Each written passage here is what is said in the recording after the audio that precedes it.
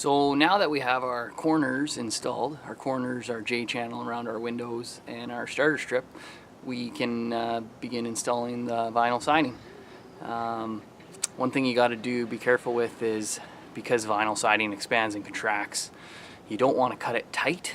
You want to allow space between all your edges. So for instance, in this wall that I'm doing, it goes into the corner and into the J-channel. I'm going to allow a ½ inch of space, so basically a 1/4 inch on each side, and that should allow for the hot days. We shouldn't see any buckling. So anyways, let's see how it goes.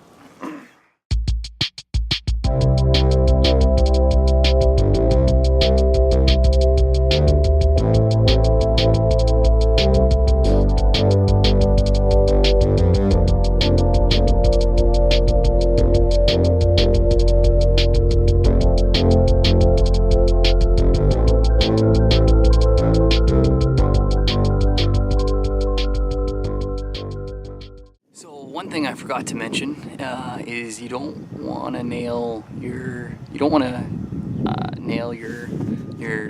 shingle nails too tight. You will need to leave enough room that the siding can move back and forth when it's expanding and contracting.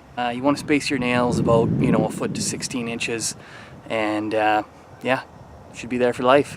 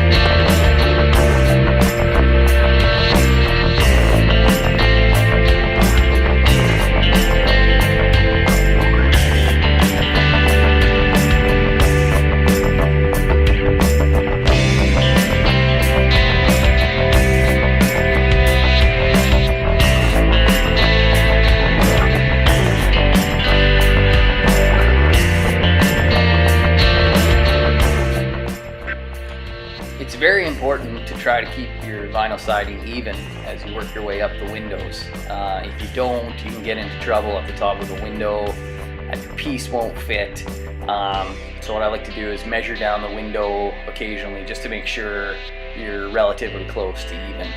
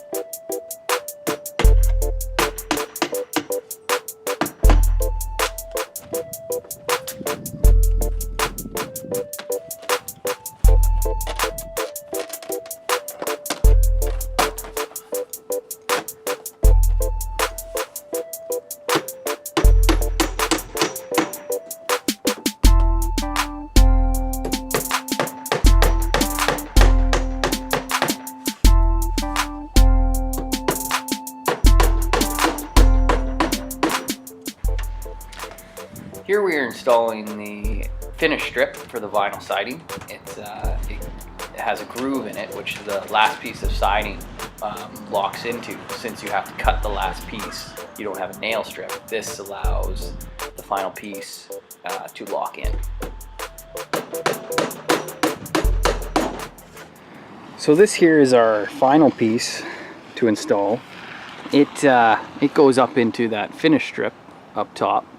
Now, because obviously we had to cut the nailing strip off, because this is the last amount of material that goes in there, you actually have to use this tool, which gives it some slots.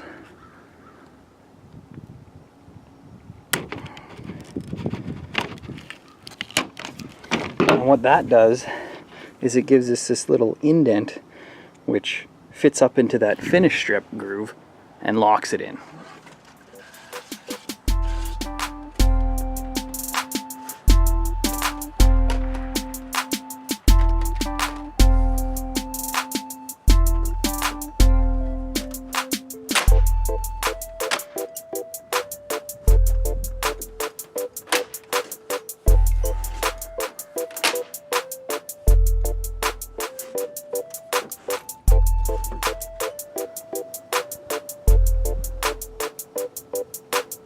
One wall done.